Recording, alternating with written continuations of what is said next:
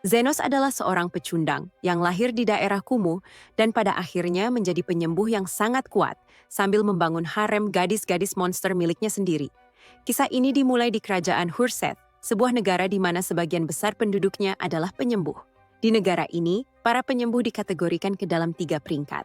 Seorang penyembuh dianggap tingkat 3 jika mereka hanya bisa menyembuhkan luka ringan, tingkat 2 jika mereka bisa menyembuhkan sepenuhnya orang yang terluka, dan tingkat 1 jika mereka memiliki kekuatan yang cukup untuk membuat dunia menjadi tempat yang lebih baik. Penyembuh sangat penting bagi perekonomian negara ini, sehingga satu-satunya tugas akademi utama adalah mengajarkan sihir penyembuhan tingkat tinggi kepada para siswa dan membantu mereka mendapatkan lisensi agar mereka bisa memulai perjalanan sebagai penyembuh resmi. Namun, di sudut-sudut kerajaan ini, ada desa dan daerah kumuh di mana pendidikan formal seperti itu belum diperkenalkan, yang berarti orang-orang di sana tidak memiliki lisensi untuk melakukan penyembuhan. Di salah satu desa itulah tinggal tokoh utama kita, Zenos, bersama saudari perempuannya yang seorang elf, Lily. Keduanya berjuang untuk bertahan hidup dalam kehidupan yang keras sambil tinggal di rumah reot. Zenos juga seorang penyembuh, dan meskipun ia tidak memiliki lisensi untuk melakukan penyembuhan, hal itu tidak menghentikannya untuk membantu orang-orang di kotanya yang tidak mampu menemui penyembuh resmi. Ia memulai harinya dengan menyembuhkan seseorang di rumahnya, lalu pergi untuk melakukan kunjungan rumah, meninggalkan Lily sendirian di gubuk reot tempat mereka tinggal, di mana ia dengan semangat mulai menyiapkan makan malam untuk kakaknya hanya beberapa detik kemudian. Seorang roh bernama Carmilla muncul tiba-tiba, ingin mencicipi masakannya juga, dan mengungkapkan bahwa ia juga adalah teman serumah mereka, dan hanya ingin mengucapkan selamat pagi sebelum kembali ke kamarnya.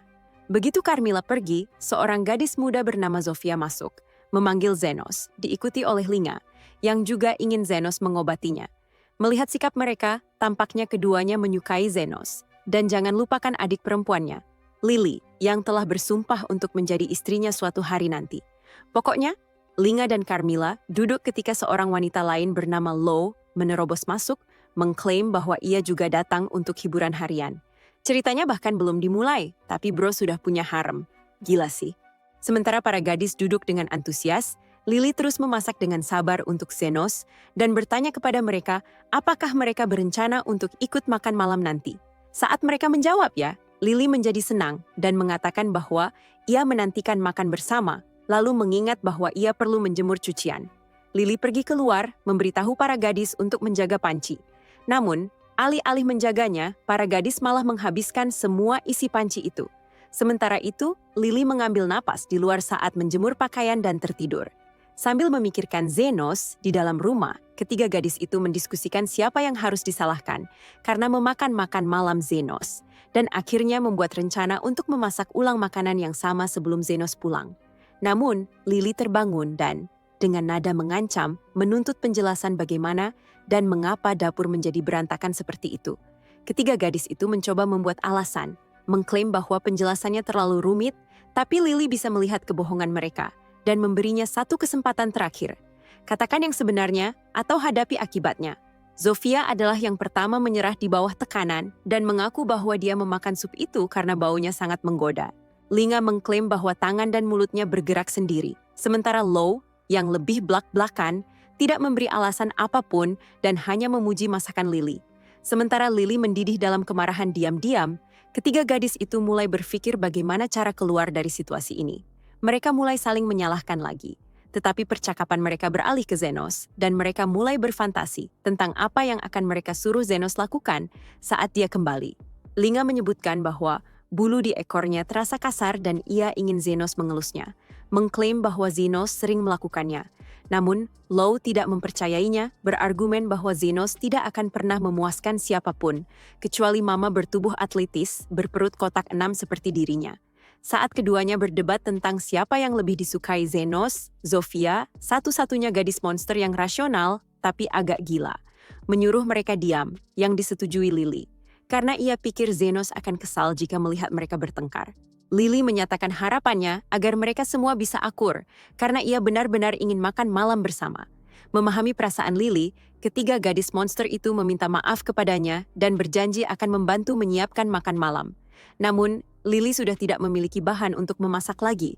Saat itu Carmilla turun dari lantai atas, dan setelah mengetahui bahwa ketiga pembuat onar itu telah memakan semuanya, ia mengancam akan memakan jiwa mereka sebagai hukuman. Lily memutuskan untuk memaafkan mereka dengan syarat mereka membawakan bahan-bahan masakan untuknya. Para gadis dengan senang hati setuju, dan segera bergegas pergi untuk menghindari amukan roh yang marah itu. Setelah mereka pergi, Carmilla duduk bersama Lily dan mendesaknya agar tidak terlalu baik hati kepada mereka, karena mereka hanya akan terus membuat masalah. Namun, Lily tetap bersikeras untuk akur dengan semua orang, termasuk Carmilla, dan berharap ia bisa menyiapkan makan malam sebelum Zenos pulang. Ngomong-ngomong soal Zenos, dia sedang dalam perjalanan pulang, ketika dia melihat seorang gadis monster memegangi perutnya karena kesakitan. Seorang bangsawan kelas atas menghentikan gadis itu, menarik rambutnya, dan memarahinya karena kabur dari rumahnya, mengungkapkan bahwa dia adalah budaknya.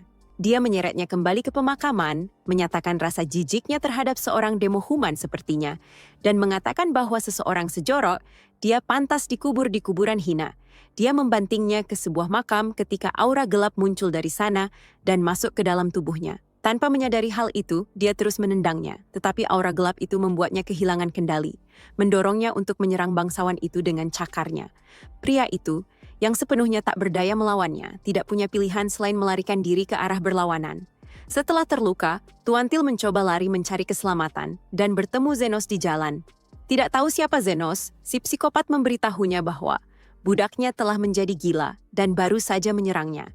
Dia memohon kepada Zenos untuk membantunya, dan tak lama kemudian, Til datang untuk menghabisinya. Melihat lebih dekat, Zenos memperhatikan kekuatan besar dari energi gelap yang keluar dari tubuh Til, dan segera ingin tahu apa yang telah dilakukan pria itu padanya. Namun si dungu itu mengaku bahwa dia hanya sedang bekerja. Setelah ditanya lebih lanjut, dia mengungkapkan bahwa mereka hanya sedang bertani. Setelah itu, dia meminta Zenos untuk membawanya ke rumah sakit, mengingat betapa parah lukanya. Dia bahkan menawarkan uang kepada Zenos jika bisa menyingkirkan Til. Saat dia mengucapkan itu, Til hampir saja menyerangnya, tapi Zenos menariknya keluar dari jalur serangan. Harusnya dia membiarkan gadis itu memotong rambut imutnya itu. Tepat setelah itu, Til melemparkan beberapa batu ke arahnya, dan dia dengan gesit menghindarinya. Setelah itu, Tuan Til memerintahkan Zenos untuk membekukannya, tapi Zenos tidak ingin melakukannya. Ini membuat si pirang marah karena ia percaya bahwa kelambanan Zenos bisa menyebabkan kematian seorang bangsawan. Dia sama sekali tidak peduli dengan nyawa Til, menyatakan bahwa dia hanyalah seorang budak yang bisa digantikan kapan saja. Mendengar ini, Zenos meyakinkan si pengecut menyedihkan itu bahwa ia menghargai setiap nyawa secara setara. Respons ini membuat Tuan Til marah dan ingin tahu siapa sebenarnya Zenos. Sebagai jawaban, Zenos dengan percaya diri mengungkapkan bahwa dia adalah seorang penyembuh, tepat sebelum hampir dihantam oleh Til. Dengan cepat dia memperbesar tangannya dan menghancurkan batu besar itu hingga berkeping-keping. Ini membuat Tuan Til sangat terkejut hingga ke tulangnya. Bisa kamu lihat betapa terbelalak matanya? Namun dia terus menyaksikan betapa cepatnya Til mencoba menyerang Zenos. Tetapi Zenos dapat membaca setiap gerakannya dan membantingnya ke dinding tanpa menyentuhnya. Ini menyebabkan bangunan roboh tepat di atas Tuan Til, tapi untungnya dia selamat. Tak lama setelah itu, Til sadar kembali dan mencoba bangkit. Melihatnya dalam kondisi yang mengerikan itu, Zenos segera bergegas membantunya, tapi menyadari bahwa dia telah dirasuki oleh iblis. Dia membiarkannya menggigit dirinya dan memanfaatkan kesempatan itu untuk menyembuhkannya dari semua luka dan dari kerasukan iblis. Ini membuat Til pingsan, meninggalkannya bertanya-tanya pertanian, macam apa yang dia lakukan sampai bisa dirasuki iblis. Tak lama setelah itu, dia membuang iblis itu ke dalam kehampaan. Sementara semua ini terjadi, Tuan Til menyaksikannya dengan penuh keterkejutan. Dia benar-benar yakin bahwa Zenos memang seorang penyembuh. Karena itu, dia memohon kepada Zenos untuk menyembuhkan lukanya. Tapi Zenos mengatakan bahwa dia sedang tidak bertugas dan menyuruhnya datang keesokan harinya. Namun, Tuan Til berseru bahwa dia akan pergi sebelum hari esok. Dia memerintahkan Zenos untuk segera menyembuhkannya, tapi Zenos mengatakan itu hanya bisa terjadi jika dia membayar lebih. Dengan susah payah, si dungu melemparkan sekantong koin kepadanya, berharap itu sudah lebih dari cukup, tapi Zenos mengatakan itu belum cukup. Mendengar hal ini membuat Tuan Til marah, apalagi harga yang dia tawarkan sudah lebih dari cukup untuk jasa seorang penyembuh. Sebelum si dungu bisa ngoceh lebih jauh, Zenos memberitahunya bahwa dia bukan penyembuh berlisensi, tapi hanya penyembuh bawah tanah. Mendengar hal ini, Tuan Till jadi bertanya-tanya, apakah penyembuh bawah tanah benar-benar ada? Tak lama kemudian, dia meminta agar diperbolehkan mengambil Till sebagai bagian dari pembayaran. Tanpa berpikir dua kali, dia setuju dan meminta Zenos untuk menyembuhkannya, tepat sebelum ia diserahkan dokumen kepemilikan Till. Kemudian, Till sadar kembali dan terkejut melihat Zenos di sampingnya. Dia ingin tahu siapa Zenos, dan Zenos menyebutkan namanya. Dia juga memberitahunya bahwa dia telah membelinya, dan Till pun memperkenalkan namanya kepadanya. Sebagai perintah pertamanya sebagai tuan barunya, dia memerintahkannya untuk mengenakan pakaian kelahirannya, dan Till sangat terkejut mendengarnya. Aku rasa aku mulai suka kemana arah cerita ini. Karena dia tidak bisa melawan tuannya, dia terpaksa menuruti dan melakukan seperti yang diperintahkan. Setelah dia melakukannya, Zenos memindai tubuhnya dan menemukan bahwa dia memiliki masalah batu empedu di tubuhnya. Saat itu juga, dia menyembuhkannya dan menghancurkan batu tersebut. Cara dia melakukannya membuat Till terpesona. Apalagi karena dia baru saja menggunakan sihir tanpa mantra atau metode rumit, meskipun Till terus saja ngoceh tentang hal itu. Zenos bertanya-tanya mengapa dia begitu gembira terhadap sesuatu yang begitu biasa. Meskipun begitu, dia berterima kasih karena telah menyembuhkannya dan ingin tahu apa yang bisa dia lakukan untuk membalasnya tanpa membuang waktu. Zenos mengatakan bahwa dia punya sesuatu untuknya lakukan. Awalnya dia membayangkan bahwa Zenos ingin merencanakan sesuatu dengannya, tapi Zenos hanya menunjukkan sebuah halaman buku dan memintanya untuk membantunya menemukan isi dari halaman itu. Bro malah menyia-nyiakan kesempatan. Tak lama kemudian, dia menemukan beberapa daun dan menyerahkannya kepada Zenos. Saat melihatnya, Zenos sangat senang. Dia berterima kasih kepadanya dan menawarkan kebebasannya sebagai balasan. Dia bahkan merobek dokumen perbudakannya, menyatakan bahwa dia telah membalas jasa karena telah diselamatkan. Meskipun dia sangat senang menjadi wanita bebas, dia sama sekali tidak tahu apa yang harus dilakukan sekarang. Namun, dia bertekad untuk mencari tahu dan berharap bisa memberitahu Zenos saat dia menemukannya. Mendengar hal itu, Zenos tidak keberatan sama sekali. Dia juga memintanya untuk datang jika suatu saat terluka, agar dia bisa menyembuhkannya secara gratis. Malam itu, Zenos kembali ke rumahnya dan disambut oleh para gadis yang tampak sangat senang melihatnya. Beberapa dari mereka baru saja pergi mencari buah dan ikan. Salah satunya bahkan menyadari bahwa Zenos pasti bertemu gadis baru. Tapi dia mengabaikannya. Sebelum makan malam disiapkan, salah satu gadis menawarkan untuk membuat teh hitam agar mereka semua bisa minum bersama, dan Zenos tampak senang dengan hal itu. Kurasa itulah sebabnya dia tidak terlalu tertarik pada Till, karena dia memang sudah dikelilingi banyak gadis.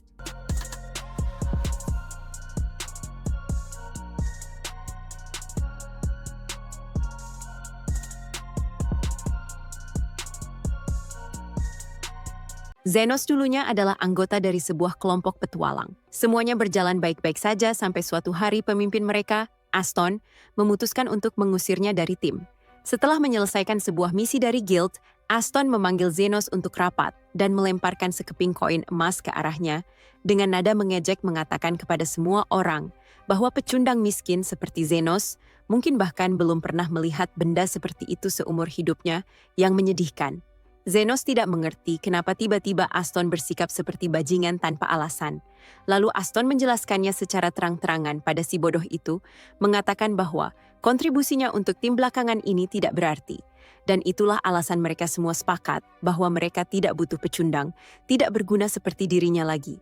Zenos tidak setuju. Dia bilang bahwa dia sudah melakukan yang terbaik, bahkan mengingatkan Aston tentang saat dia merekrutnya dari daerah kumuh ketika dia masih anak-anak. Waktu itu, Aston hanya ingin menjadi temannya, lalu kenapa sekarang berubah? Setelah memanfaatkannya selama bertahun-tahun, apa sekarang dia akan membuangnya begitu saja? Apakah itu berarti Aston tidak lagi menganggapnya sebagai teman? Aston tidak percaya betapa mudahnya Zenos masih dibodohi.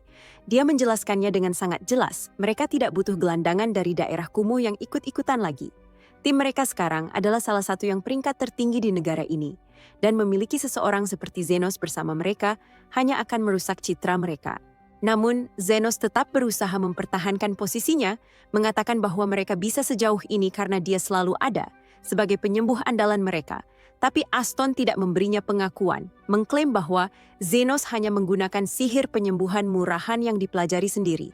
Kalau tikus kumuh seperti dia muncul di hadapan bangsawan atau keluarga kerajaan, reputasi mereka akan hancur. Pada titik itu, Zenos tidak punya lagi yang bisa dikatakan. Jadi Aston mengakhiri semuanya, menyuruhnya menganggap koin emas itu sebagai uang pesangonnya dan tertawa terbahak-bahak saat Zenos pergi dalam diam. Sementara itu, sesuatu yang jahat sedang terjadi di jalanan gelap. Seorang wanita mencurigakan dan rekan pemanahnya sedang mencoba menculik seorang gadis elf yang kurasa adalah Lily, adik angkat Zenos sekarang. Lily nyaris berhasil lolos dari cengkeraman mereka dengan menendang pemanah itu tepat di sasaran, tapi secara realistis, dia tidak pernah punya peluang melawan penembak jarak jauh. Seperti yang diduga, pemanah itu langsung menembaknya dengan anak panah tepat ke kakinya. Namun, dia tidak menyerah, dia berjuang demi kebebasannya, mati-matian, sampai akhirnya si pemanah menusuk perutnya untuk membungkamnya. Zenos, yang sedang berjalan di dekat sana, tenggelam dalam pikirannya tentang apa yang harus dilakukan sekarang setelah secara resmi menganggur, mendengar suara ribut, dan memutuskan untuk memeriksanya. Saat dia tiba di lokasi, dia menemukan wanita itu dan si pemanah berdiri di atas tubuh Lily. Dan ya, dia bisa langsung tahu bahwa mereka jelas bersalah. Tapi wanita itu hanya mengangkat bahu, mengatakan bahwa itu bukan urusannya, dan bahwa Lily adalah budak mereka.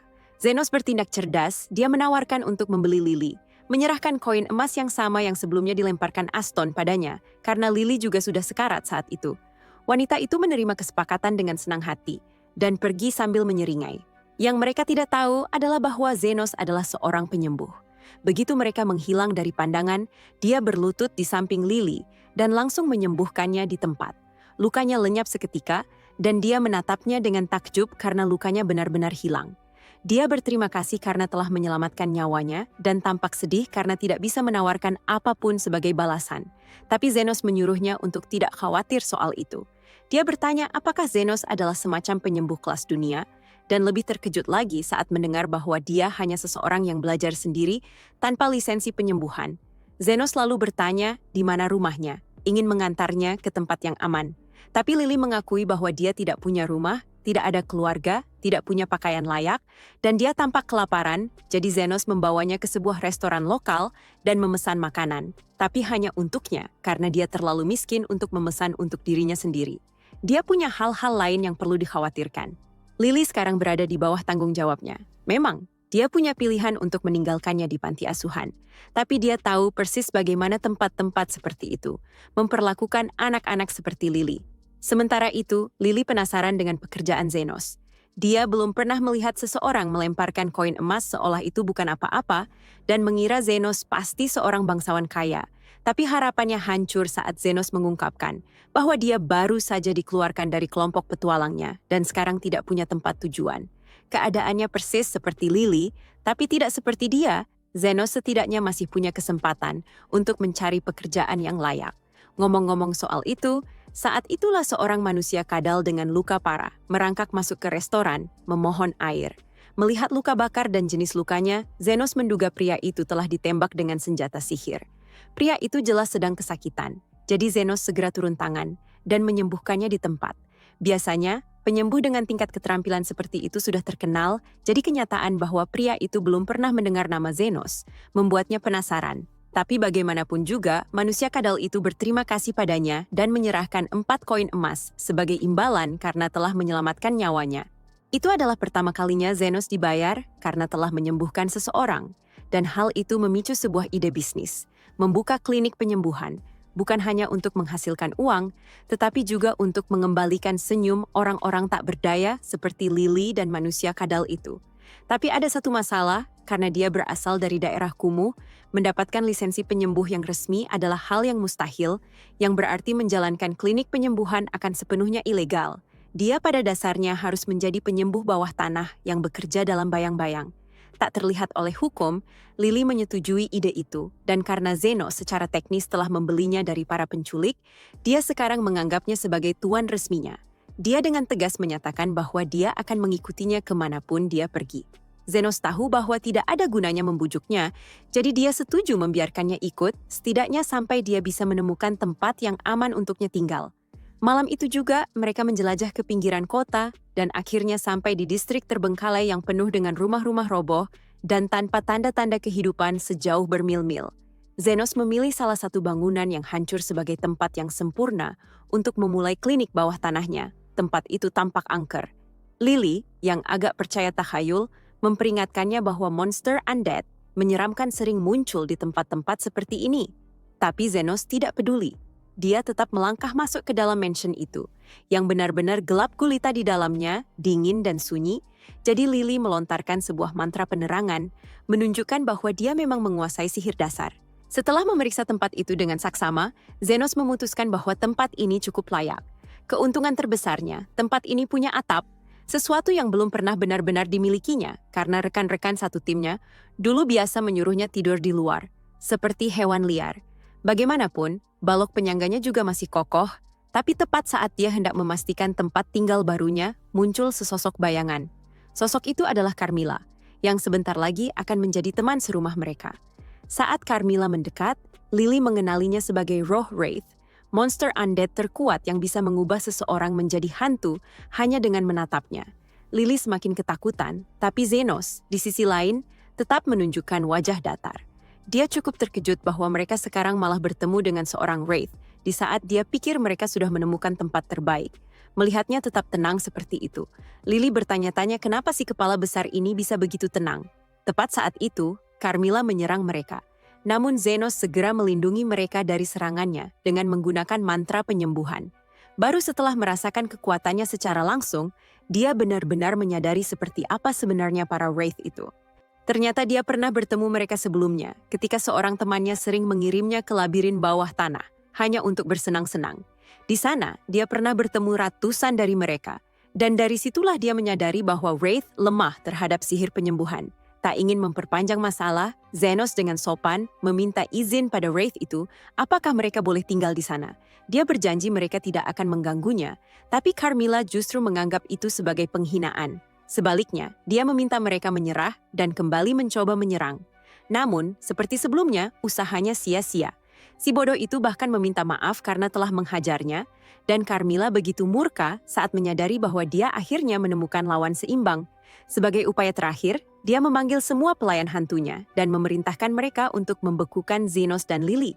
Secara mengejutkan, Zenos menghancurkan mereka semua dalam satu serangan. Hal ini membuat Wraith itu, yang bernama Carmilla, bertanya siapa sebenarnya dia.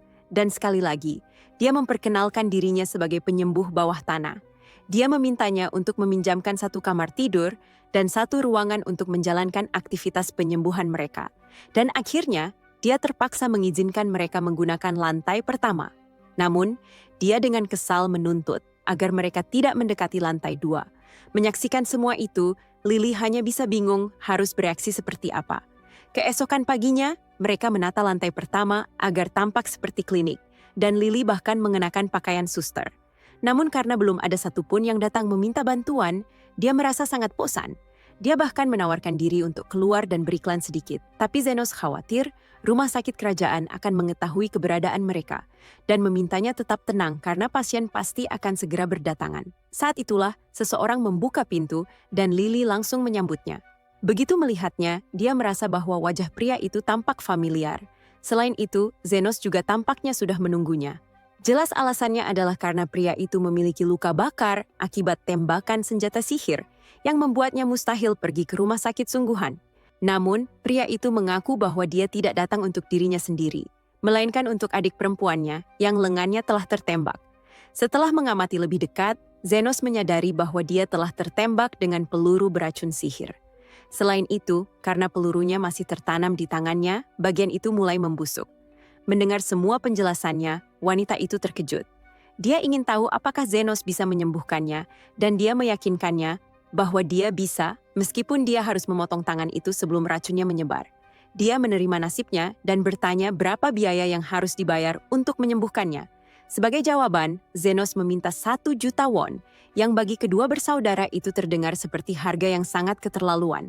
Apalagi karena dia juga akan kehilangan satu lengan dalam prosesnya. Untuk membuatnya mengubah keputusan, wanita itu memperkenalkan dirinya sebagai Zofia, si Tornado. Kebetulan dia adalah salah satu dari 3 bos daerah kumuh dan pemimpin para Lizardmen, yang biasa mencuri dari pedagang serakah dan membagikan sebagian jarahannya kepada kaum miskin. Sementara itu, Zofia ingin tahu siapa sebenarnya pria ini yang berani menuntut bayaran 1 juta won untuk jasanya. Dan Zenos meyakinkannya bahwa dia juga akan menumbuhkan tangan barunya kembali. Hal ini membuat Zofia terkejut setengah mati. Gagasan tentang seorang penyembuh yang bisa menumbuhkan kembali lengan adalah sesuatu yang belum pernah dia dengar sebelumnya. Mendengar hal itu, Zenos justru heran. Bagaimana mungkin seorang penyembuh tidak tahu sesuatu yang sesederhana regenerasi? Jelas bahwa dia tidak tahu standar penyembuh di dunia ini karena dia sendiri tidak pernah belajar secara formal di sana. Setelah menyambut Zofia, mereka langsung memulai operasi. Sebelum mulai, Zenos secara magis membentuk sebuah pisau dari mana untuk dijadikan pisau bedah yang kemudian dia gunakan untuk memotong tangannya. Saat melakukan itu, dia melemparkan mantra ke area luka agar proses penyembuhannya terjadi secara bertahap untuk mengurangi rasa sakit. Setelah itu, dia memulai proses regenerasi dengan membentuk tulangnya terlebih dahulu, lalu sarafnya, pembuluh darah, otot, dan akhirnya menutupinya dengan kulit. Melihat semua proses itu membuatnya kelelahan. Di sisi lain, Zofia sangat terkesan dengan keahlian Zenos. Dia mengakui bahwa dia belum pernah melihat penyembuh seperti dirinya. Saat dia mengaguminya, saudara laki-lakinya yang bodoh malah memanggil perhatiannya ke arah Wraith. Carmilla meluapkan kemarahannya karena Zenos tidak gagal dalam prosedurnya, lalu kembali ke lantai 2. Sementara itu, Zofia sangat bersemangat dengan betapa terampilnya Zenos. Dia berjanji akan mengirim anak buahnya ke klinik Zenos jika mereka membutuhkan layanan penyembuhan. Malam harinya, Lily membuatkan teh untuk Zenos dan Carmilla, yang dengan enggan ikut bergabung bersama mereka. Namun tak lama kemudian, dia terpaksa kembali ke lantai atas setelah bibirnya terbakar karena teh yang terlalu panas. Sementara Zenos dan Lily melanjutkan minum teh mereka, dia bertanya padanya, kenapa para manusia kadal selalu terluka? Dan Zenos memberitahunya tentang perang yang sedang berkembang di daerah kumuh antara manusia kadal, orc, dan spesies tak dikenal. Saat mereka mencoba mencari tahu siapa kelompok ketiga itu, mereka justru kedatangan tamu tak diundang dari pihak tersebut. Dipimpin oleh pemimpin mereka, Linga, dia marah karena Zenos telah menyembuhkan para manusia kadal, yang selama ini telah mereka lukai dengan susah payah. Karena itu, dia datang untuk menyingkirkannya. Sayangnya, semua usahanya sia-sia, karena dia tidak bisa melukainya meskipun sudah mencoba berbagai cara. Sebagai upaya terakhir, dia memerintahkan para manusia serigalanya untuk menghancurkan klinik tersebut, tanpa sadar bahwa bangunan itu milik seorang Wraith. Zenos mencoba memperingatkan mereka, tapi mereka tidak mau mendengarkan. Saat itu juga, Carmilla memperlihatkan dirinya dan hampir saja menghancurkan mereka karena marah, tapi Zenos memohon padanya untuk tetap tenang. Melihat bagaimana Zenos bisa berbicara dengan Wraith dengan begitu mudahnya, Linga menganggapnya sebagai setengah dewa dan memerintahkan anak buahnya untuk ikut menunduk memberi hormat kepadanya. Keesokan paginya, seorang orc datang ke klinik untuk memberitahu Zenos bahwa pemimpin para orc, Lady Lois, ingin menemuinya. Segalanya berjalan baik untuk Zenos setelah dia berhasil mengendalikan Linga dan para werewolf, tetapi suatu hari seekor orc datang dan mengatakan bahwa bosnya ingin bertemu dengannya. Zenos sudah memperkirakan hal ini akan terjadi cepat atau lambat, karena dia sudah pernah berurusan dengan 2 bos dari kawasan kumuh. Lee adalah pemimpin para orc dan ogre, dan dia telah mengumpulkan kekayaan dari menggali batu sihir dengan kekuatan kasarnya. Jadi dia cukup berpengaruh di daerah ini. Di sisi terang, setelah berurusan dengannya, Zenos tak perlu khawatir lagi akan ada yang mengganggu tokonya. Jadi dia memutuskan untuk segera menyelesaikannya. Namun sebelum dia pergi, dia bertanya kepada orc itu, apakah Lowe adalah tipe orang yang bisa diajak bicara dengan masuk akal? Orc itu menjawab dan mengatakan kepada Zenos bahwa dia adalah orang paling bijaksana dan bermartabat yang pernah dia temui. Zenos senang mendengar hal itu, tapi dia penasaran mengapa orc itu tidak membawa Lowe bersamanya. Dan orc itu menjelaskan bahwa saat ini dia tidak bisa bergerak. Itu terdengar cukup buruk, jadi Zenos tidak membuang waktu dan segera bergegas untuk melihat pasien barunya. Orc itu membawanya ke dalam sebuah gua dan memperkenalkan Zenos kepada Lowe. Dia senang akhirnya bisa bertemu dengannya, tetapi sebelum melakukan apapun, Zenos bertanya bagaimana dia bisa mengetahui tentang dirinya.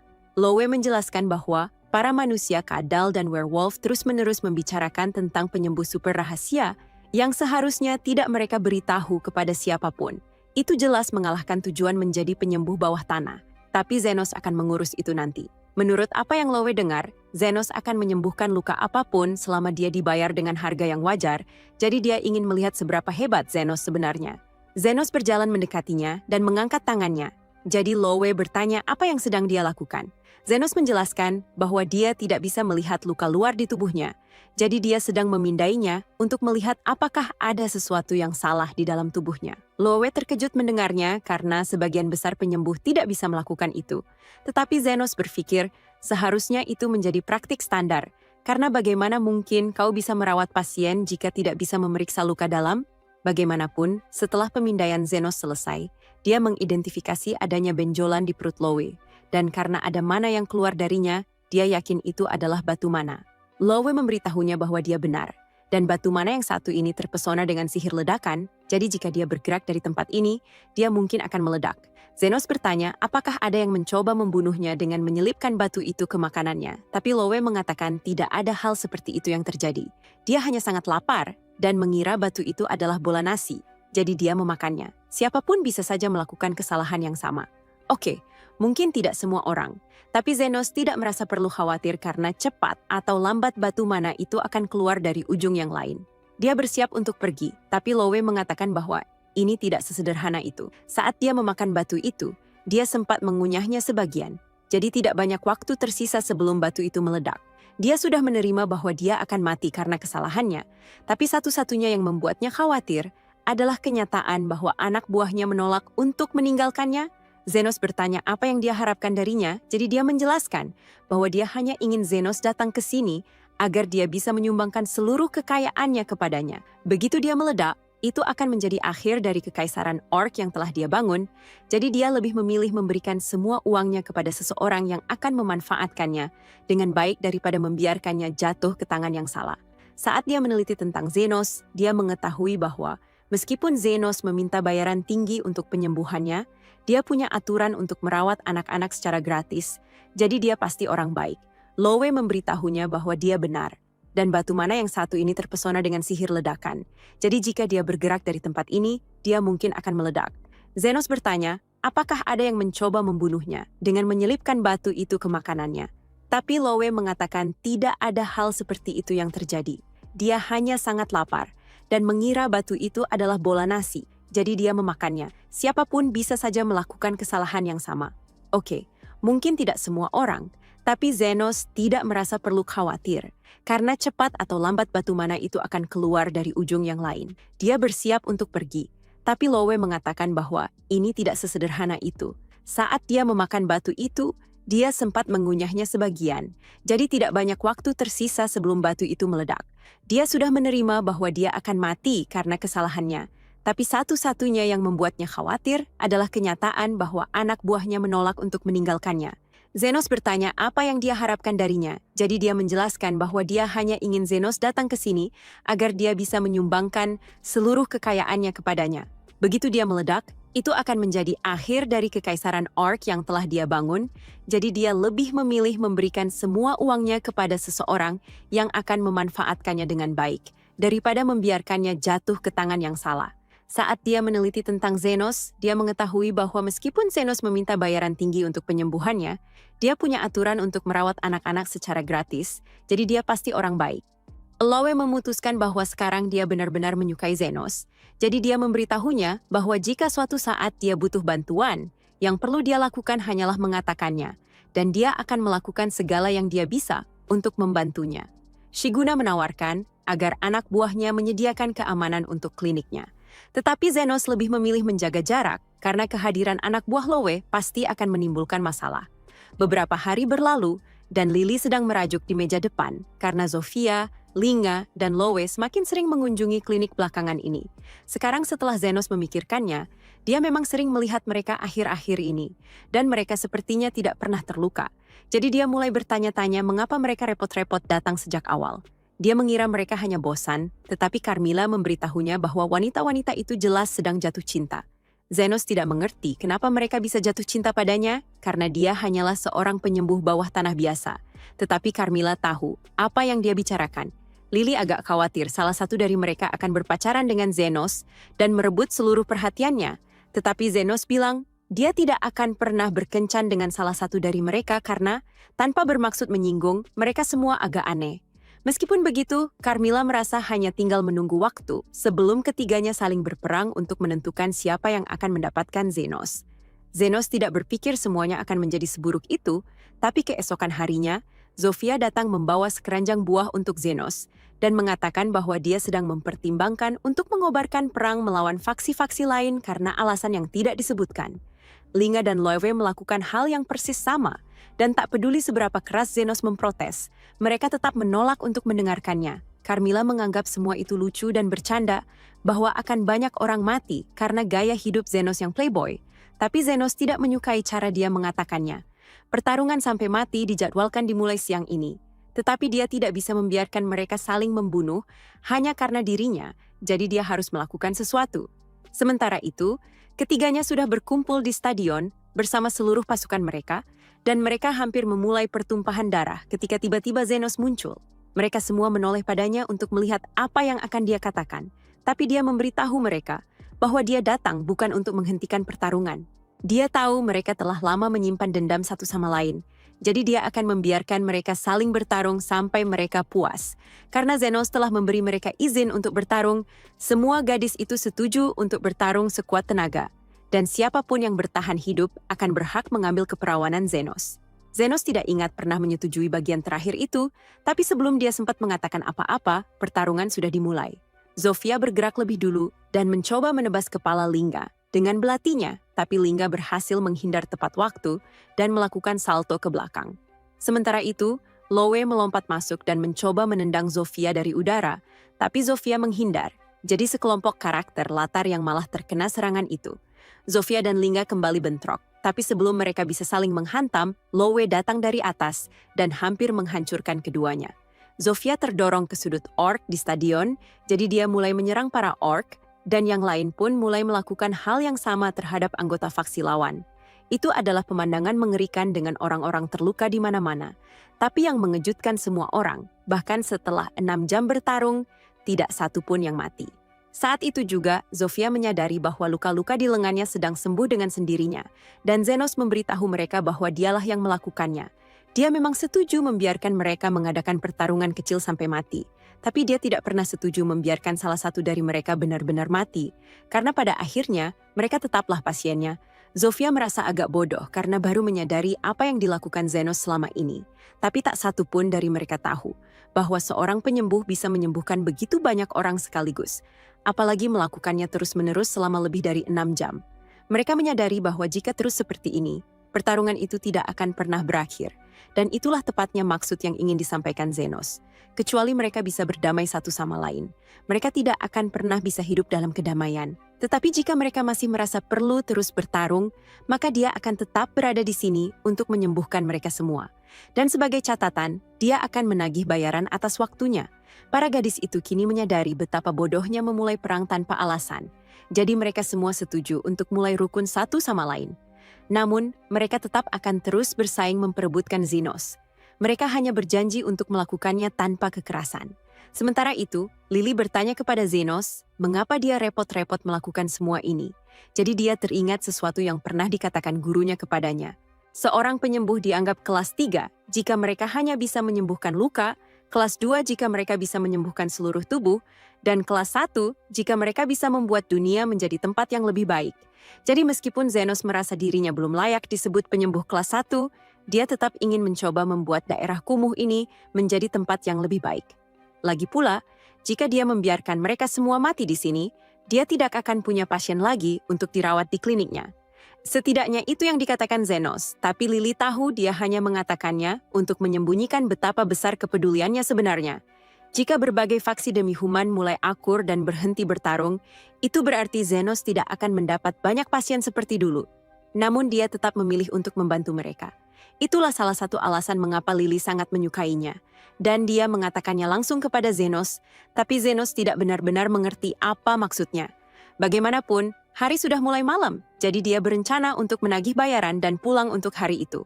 Lily terkejut karena dia mengira Zenos hanya bercanda saat mengatakan bahwa dia akan menagih biaya penyembuhan selama pertarungan, tapi ternyata Zenos benar-benar serius. Menyembuhkan begitu banyak orang sungguh melelahkan, jadi tentu saja dia ingin dibayar untuk itu. Sementara itu, di ibu kota, Komandan Ksatria Kerajaan sedang bertemu dengan wakil komandannya, Krishna. Dia bertanya kepada komandan, apakah sesuatu telah terjadi, dan dia menjelaskan bahwa dia mendengar sebuah rumor yang mengatakan bahwa perang antara para demi-human tiba-tiba berakhir. Krishna terkejut mendengarnya, karena para demi-human telah berperang, memperebutkan wilayah kumuh selama bertahun-tahun. Jadi sulit baginya untuk percaya bahwa mereka tiba-tiba memutuskan untuk berdamai.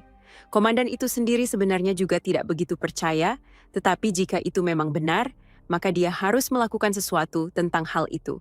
Kerajaan ini telah ada dengan keluarga kerajaan, dan kaum bangsawan duduk di puncak selama berabad-abad, dan keadaan tetap seperti itu karena semua orang miskin yang diperlakukan tidak adil, biasanya terlalu sibuk bertarung satu sama lain untuk menjadi ancaman yang berarti. Namun, jika mereka berdamai, maka mereka bisa membentuk satu kekuatan bersatu, dan kemudian mereka mungkin mulai menuntut hal-hal seperti layanan kesehatan universal. Dan tentu saja, tidak ada yang menginginkan itu, bukan? Rumor mengatakan bahwa ada seseorang yang menjadi penengah antara para demi-human hingga mereka berhenti bertarung, jadi komandan menugaskan Krishna untuk mengurus orang itu. Krishna mengerti, dan dia berjanji akan mencari individu itu dan menangkapnya atas kejahatan besar karena telah membawa kedamaian. Sementara itu, di klinik Zenos, dia bersin karena ada orang yang sedang membicarakannya, dan begitu itu terjadi, semua orang langsung khawatir kalau dia mungkin sedang masuk angin. Linga menawarkan agar dia menggunakan ekornya sebagai selimut, dan Lowe menawarkan untuk menghangatkan wajahnya di antara pahanya yang tebal. Zenos mengatakan bahwa itu hanya bersin biasa, dan dia masih harus menyembuhkan Zofia. Jadi mereka sebaiknya tenang dulu sampai dia selesai. Zenos menyembuhkan lengan Zofia, dan dia berterima kasih atas bantuannya, tapi sudah cukup lama sejak terakhir kali Zenos harus menyembuhkannya, jadi dia bertanya bagaimana dia bisa terluka. Zofia menjelaskan bahwa dia terluka saat sedang bekerja tadi malam. Dia mencuri dari para bangsawan korup dan membagikannya kepada orang-orang miskin. Namun saat dia menyelinap ke rumah seorang bangsawan kemarin, dia diserang oleh wakil komandan ksatria kerajaan. Namanya Krishna, seorang wanita gila, dan dia akan langsung menembakmu dengan senjata api sihir jika melihatmu.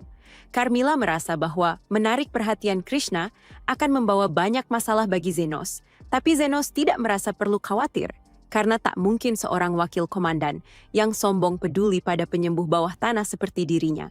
Sementara itu, Krishna sedang berada di kawasan kumuh, mencari informasi tentang Zenos. Dia melihat semua demi-human akur satu sama lain, jadi dia mendekati seorang pria kadal dan memintanya memberitahu siapa yang bertanggung jawab mengakhiri perang di antara para demi-human. Pria kadal itu tidak tahu siapa Krishna, dan dia tahu bahwa Zenos sedang berusaha menjaga profil rendah. Jadi dia mengatakan bahwa dia tidak bisa memberitahunya apapun. Dia mencoba pergi, tetapi Krishna mengeluarkan senjatanya dan mengatakan bahwa dia akan menembaknya jika tidak menjawab pertanyaannya. Namun pria kadal itu rela ditembak demi Zenos. Jadi dia berkata padanya untuk lakukan saja kalau begitu. Tepat saat itu, Zofia dan saudaranya kebetulan lewat dan Krishna tidak siap untuk berurusan dengannya sekarang. Jadi dia memutuskan untuk kabur. Dia akhirnya tersesat di bagian kota yang terbengkalai. Dan secara kebetulan, dia menemukan klinik Zenos. Jadi dia masuk ke dalam untuk bertanya arah. Zenos bersedia menunjukkan jalan kembali ke kota utama, tetapi kemudian Lily keluar membawa teh. Dan begitu Krishna melihat telinga elf milik Lily, dia langsung menembak kepala Zenos dengan senjatanya. Lily tidak percaya bahwa Krishna bisa menembak kepala Zenos begitu saja tanpa peringatan, tapi Krishna mengatakan bahwa dia punya alasan yang sepenuhnya dapat dibenarkan. Selain misi utamanya saat ini, dia juga ditugaskan untuk menyelidiki serangkaian penculikan yang terjadi baru-baru ini di daerah tersebut. Dan karena Zenos adalah manusia sementara Lily adalah elf, Krishna langsung berasumsi bahwa Zenos pasti telah menculik Lily dan merespons dengan menembaknya di kepala. Ada begitu banyak masalah dengan logika Krishna di sini.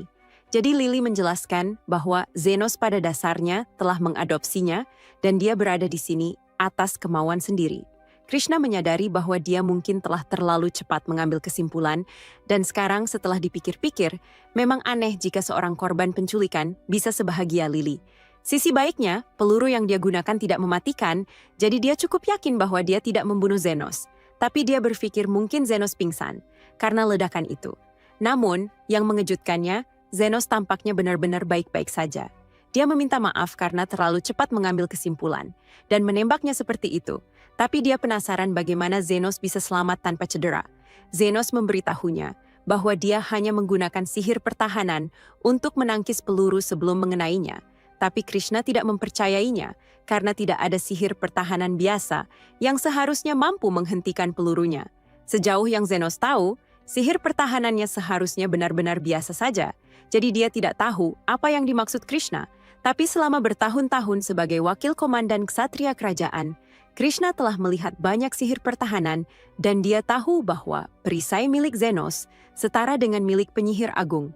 Begitu Krishna menyebut bahwa dia adalah wakil komandan ksatria kerajaan, Zenos dan Lily langsung waspada karena mereka sadar kehadirannya di sini bisa membawa masalah bagi mereka, dan tampaknya Krishna punya sesuatu yang ingin dia minta bantuan dari Zenos.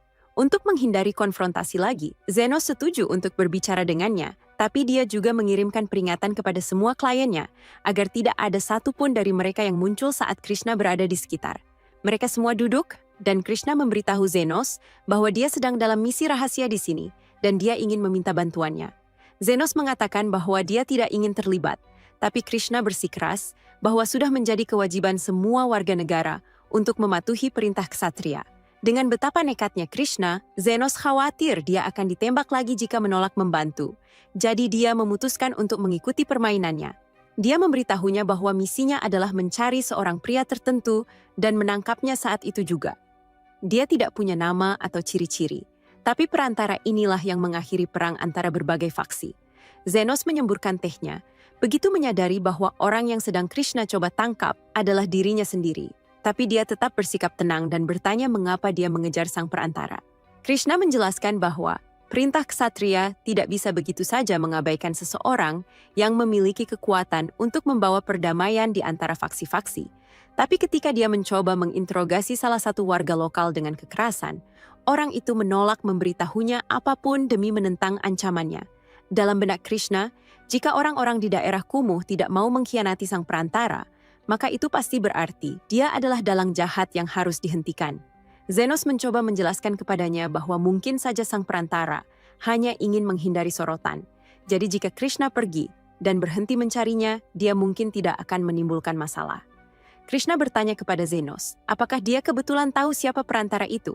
Jadi Zenos mengarang alasan dan mengatakan bahwa dia hanya berbicara berdasarkan insting. Bagaimanapun juga, Krishna tidak bisa begitu saja mengabaikan sang perantara, karena dia menerima perintah langsung dari komandannya. Dan siapapun yang punya kekuatan untuk menghentikan perang antar faksi adalah ancaman terlalu besar untuk dibiarkan. Lily angkat bicara dan mengatakan bahwa Krishna tidak perlu khawatir sang perantara akan membuat negara tidak stabil karena dia hanya tertarik menghasilkan uang dari pekerjaan yang jujur. Tapi dari cara Lily berbicara tentang sang perantara, sepertinya dia mengenalnya secara pribadi. Lily panik dan mulai berkata bahwa dia juga tidak mengenal sang perantara. Dan Krishna mulai curiga, tapi untuk saat ini dia membiarkannya. Hari mulai malam, jadi Zenos mencoba menggunakan itu sebagai alasan agar Krishna pergi. Tapi saat dia mendorongnya keluar, Krishna memperhatikan ranjang di sudut ruangan. Dia merasa aneh bahwa Zenos meletakkan ranjang di bawah sini, dan Zenos tidak ingin menjelaskan bahwa dia dan Lily tidur di sana karena ada raid di lantai atas. Jadi dia hanya mengatakan bahwa itu ranjang cadangan.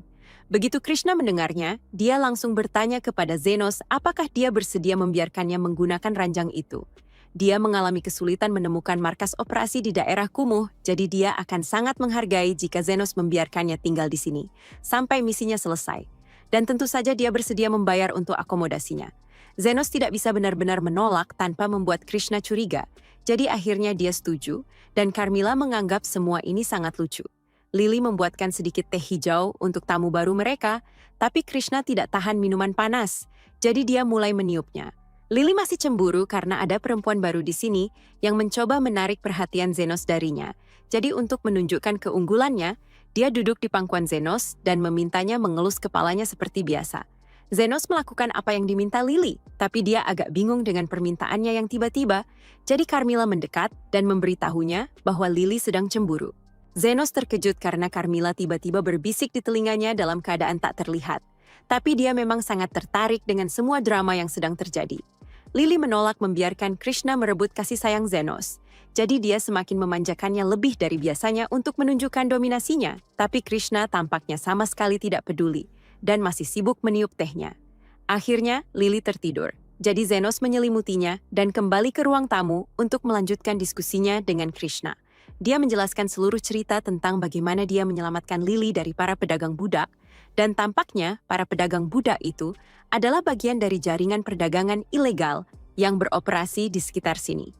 Itu menjelaskan mengapa Lily sangat agresif sebelumnya, tapi sayangnya Zenos tidak memiliki informasi apapun tentang para pelaku perdagangan itu.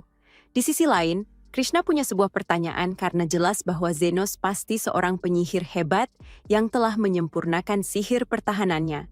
Krishna ingin tahu, apakah mungkin untuk meregenerasi seluruh lengan jika seseorang mencurahkan jumlah latihan yang sama pada sihir penyembuhan? Zenos hampir bertanya apakah regenerasi lengan benar-benar masalah besar bagi seorang penyembuh.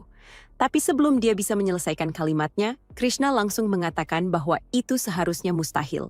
Satu-satunya orang yang memiliki kekuatan seperti itu hanyalah para Singh atau penyembuh tingkat tertinggi. Zenos bertanya kenapa Krishna membahas hal ini. Jadi Krishna menjelaskan bahwa baru-baru ini dia bertarung dengan Zofia, dan dia ingat telah menyebabkan kerusakan parah pada lengan Zofia. Namun ketika dia melihat Zofia kemarin, lengannya sudah kembali normal. Dia yakin pasti ada seorang penyembuh di daerah kumuh yang mampu meregenerasi lengan. Dan jika itu benar, maka masuk akal. Jika orang tersebut memiliki pengaruh besar terhadap para pemimpin faksi. Krishna berencana melanjutkan penyelidikannya besok pagi untuk mencari petunjuk yang bisa membawanya pada penyembuh jahat itu, tapi Zenos tidak mengerti kenapa dia menganggap penyembuh itu jahat. Faktanya, Krishna tampaknya memiliki pandangan negatif terhadap seluruh daerah kumuh, jadi dia bertanya apakah ada alasan khusus untuk itu. Krishna mengakui bahwa dia mungkin punya prasangka, tapi itu karena seseorang dari daerah kumuh telah membunuh ibunya. Ibu Krishna adalah orang yang baik hati dan benar-benar ingin membantu sebanyak mungkin orang. Dia sering pergi ke daerah kumuh dan mengadakan acara untuk memberi makan orang-orang yang tidak mampu membeli makanan, tapi suatu hari dia tidak pernah kembali. Menurut para saksi, Ibu Krishna diserang dan dibunuh demi mencuri cincin pernikahannya, dan Krishna sangat hancur saat mengetahui hal itu. Ibunya telah menyelamatkan begitu banyak orang dari kelaparan, namun tidak ada satu pun yang bisa menyelamatkannya saat dia membutuhkan bantuan. Itulah sebabnya Krishna memutuskan untuk bergabung dengan Ordo Ksatria dan menjadi pahlawan tak terkalahkan yang mampu menegakkan keadilan terhadap para penjahat di daerah kumuh. Keesokan harinya, Krishna pergi melanjutkan penyelidikannya, sehingga Zenos bisa kembali menangani pasien-pasiennya. Zofia datang dengan luka kecil di lengannya, dan dia ingin Zenos memeriksanya. Zenos mulai menyembuhkannya, tapi dia memperingatkan Zofia agar lebih berhati-hati, karena mereka tidak pernah tahu kapan Krishna akan muncul. Dan berbicara tentang Krishna, dia muncul untuk bertanya arah karena dia tersesat dalam perjalanannya keluar. Begitu Krishna melihat Zofia, dia langsung mengeluarkan pistolnya dan Zofia membalas dengan mengeluarkan pisaunya. Keduanya pun terlibat dalam ketegangan kecil. Krishna bertanya kepada Zofia, apakah benar ada penyembuh jahat yang mengumpulkan para penjahat untuk mengancam orang-orang tak bersalah. Zofia tidak menyangkal bahwa ada penyembuh, tapi dia yakin penyembuh itu jelas tidak jahat. Zofia adalah seorang pencuri, jadi dia memang bukan warga negara yang taat hukum, tapi dia tahu pasti bahwa ada orang-orang yang jauh lebih buruk di kalangan bangsawan. Contohnya, Zofia mendengar bahwa Krishna sedang menyelidiki jaringan perdagangan manusia. Dan setelah menyelidiki sedikit, Zofia menemukan bahwa orang yang berada di balik semua itu adalah seorang bangsawan. Krishna awalnya tidak mempercayainya karena jaringan perdagangan manusia berpusat di daerah kumuh. Tapi itu hanyalah trik cerdik untuk mengalihkan perhatian Ordo Ksatria dari menemukan pelaku sebenarnya. Krishna masih skeptis, tapi dia meminta Zofia memberitahunya siapa yang berada di balik penculikan tersebut.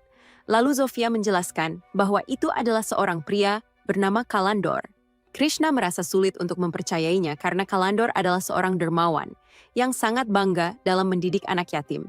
Jadi dia tidak mungkin menjual anak-anak ke dalam perbudakan. Zofia tidak pernah berharap Krishna akan mempercayainya, karena menurut pandangan Krishna, semua orang dari daerah kumuh tidak lain hanyalah penjahat, tapi sang perantara tidak pernah memperlakukan mereka seperti itu. Dia memperlakukan semua orang secara setara dan selalu bersedia memberikan kesempatan kedua. Sesuatu yang sangat berbeda dari Krishna dan rasa keadilannya yang bodoh. Krishna marah karena Zofia menghina rasa keadilannya, jadi dia bersiap untuk menembak, tapi Zina berdiri di depannya dan menyuruh Krishna untuk menurunkan senjatanya. Krishna mencoba menyuruh Zenos untuk minggir, tapi dia mengatakan bahwa dia tidak bisa melakukannya, karena Zofia adalah pasiennya dan dia tidak bisa membiarkannya terluka. Dia meminta maaf karena tidak menyebutkan hal ini sebelumnya, tapi dia mengakui bahwa dialah sang perantara yang selama ini Krishna cari. Krishna mengira Zenos sedang berbohong untuk melindungi Zofia karena tidak mungkin dia adalah perantara penyembuh itu. Lagi pula, dia sudah menjadi ahli dalam sihir pertahanan, jadi tidak mungkin dia juga ahli dalam penyembuhan. Zenos tidak akan menyebut dirinya sebagai ahli, tapi dia yakin bahwa dia memang mahir dalam sihir penyembuhan dan pertahanan karena keduanya hanya memerlukan kemampuan untuk memperkuat fungsi alami tubuh. Semua ini tidak masuk akal bagi Krishna, tapi dia tetap tidak percaya bahwa Zenos adalah sang penyembuh.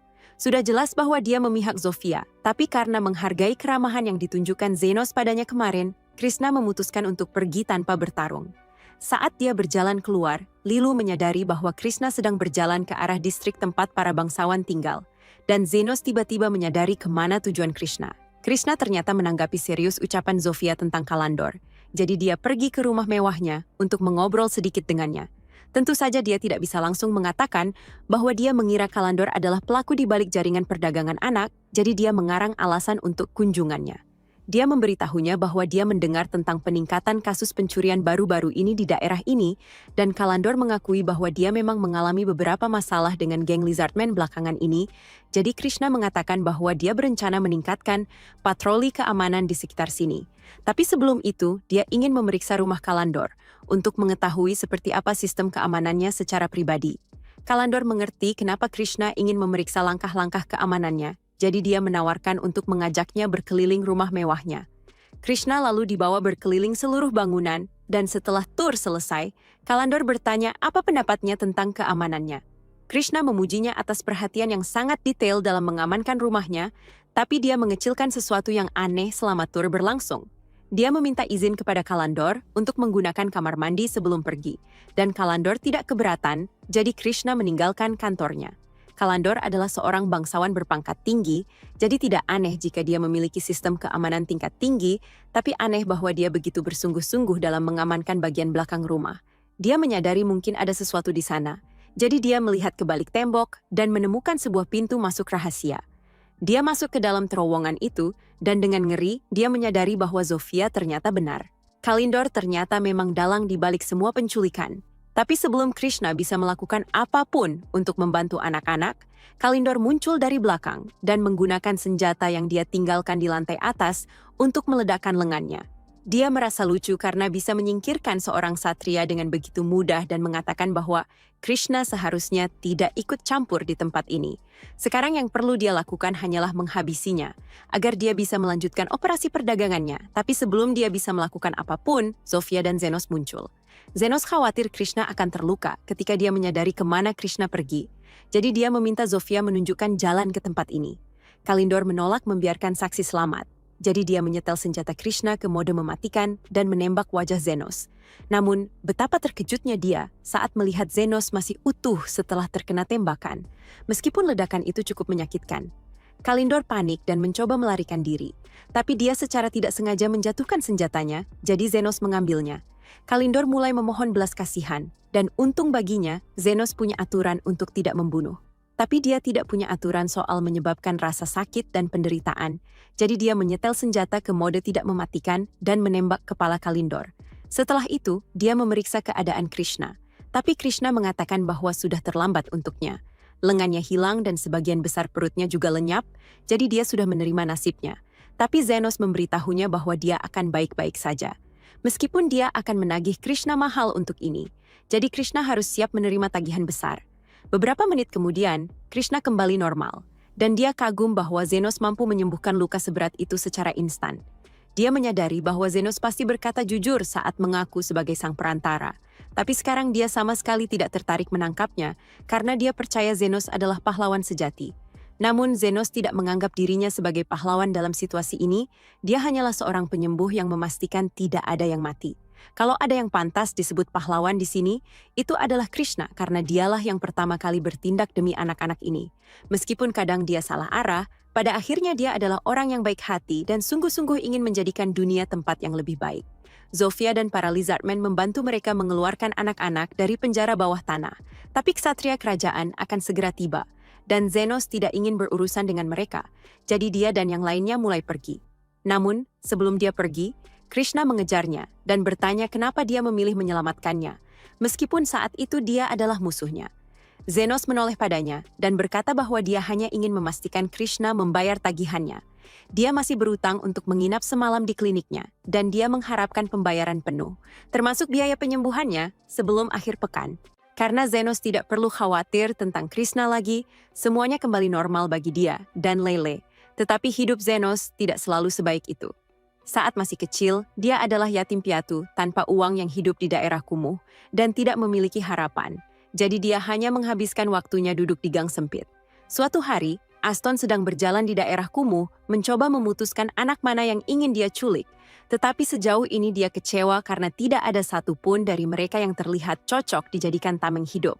Saat itu juga, dia melihat Zenos dan memutuskan untuk membawanya. Jadi dia berjalan mendekat dan mulai berbicara dengannya. Intinya, dia berkata pada Zenos, "Kamu miskin, pengangguran, dan kelaparan, jadi ikutlah denganku dalam sebuah petualangan." Dia mengucapkan semua itu dengan nada sopan yang penuh kepura-puraan, sehingga Zenos keliru mengira bahwa dia adalah orang baik. Namun dia masih ragu menerima tawaran itu karena orang-orang dari daerah kumuh biasanya tidak diizinkan menjadi petualang. Tetapi Aston berkata bahwa selama dia punya kemampuan, dia bisa melakukan apa saja. Dia bertanya pada Zenos apakah ada hal yang bisa dia lakukan, dan Zenos mengatakan bahwa dia tahu sedikit sihir penyembuhan. Tapi Aston sama sekali tidak mempercayainya karena belajar sihir penyembuhan membutuhkan bertahun-tahun studi di akademi kerajaan, jadi tidak mungkin seorang anak yatim acak bisa mempelajarinya sendiri. Namun terlepas dari apakah Zenos benar-benar bisa menggunakan sihir penyembuhan atau tidak, Aston hanya ingin menggunakannya sebagai pengalih perhatian jika sesuatu berjalan salah. Jadi ketika Zenos setuju untuk ikut dengannya, dia membawanya ke hutan. Di sana, mereka berdua menghadapi seekor monster serigala. Dan saat Aston melawannya, dia sedikit terluka. Jadi Zenos menggunakan sihirnya untuk membunuhnya. Aston lalu menyerang serigala itu, jadi Zenos kembali menggunakan sihir penyembuhannya untuk meningkatkan kekuatan Aston. Dan berkat peningkatan itu, Aston berhasil menebas kepala serigala hanya dengan satu ayunan. Namun, entah bagaimana dia gagal menyadari bahwa lukanya sembuh di tengah pertempuran, atau bahwa dia tiba-tiba menjadi lebih cepat pada suatu saat, jadi dia menganggap Zenos benar-benar tidak berguna. Setelah beberapa tahun seperti ini, Aston akhirnya mengusir Zenos dari kelompoknya, dan kita tahu apa yang Zenos lakukan sejak saat itu. Tetapi kelompok Aston tidak berjalan sebaik sebelumnya. Setelah Aston mengusir Zenos, dia dan anggota kelompok lainnya menuju ke sebuah gua untuk misi berikutnya. Misi ini sangat penting karena mereka berencana menggunakannya untuk mendapatkan dukungan dari para bangsawan berpengaruh di kerajaan, tetapi mereka semua membenci betapa melelahkannya pekerjaan ini. Yuma mengatakan bahwa semakin cepat mereka menyelesaikan tugas ini, semakin cepat pula mereka bisa kembali ke penginapan dan melanjutkan minum-minum. Andres sangat bersemangat karena para wanita selalu terpikat pada mereka begitu mendengar bahwa mereka adalah anggota kelompok Golden Phoenix. Bagaimanapun juga, kelompok mereka terkenal karena selalu menyelesaikan misi dan membunuh binatang sihir tanpa menderita luka sedikit pun. Tepat saat itu, mereka bertemu dengan para monster yang menjadi target mereka. Jadi Aston mencabut pedangnya dan bersiap untuk menyerang.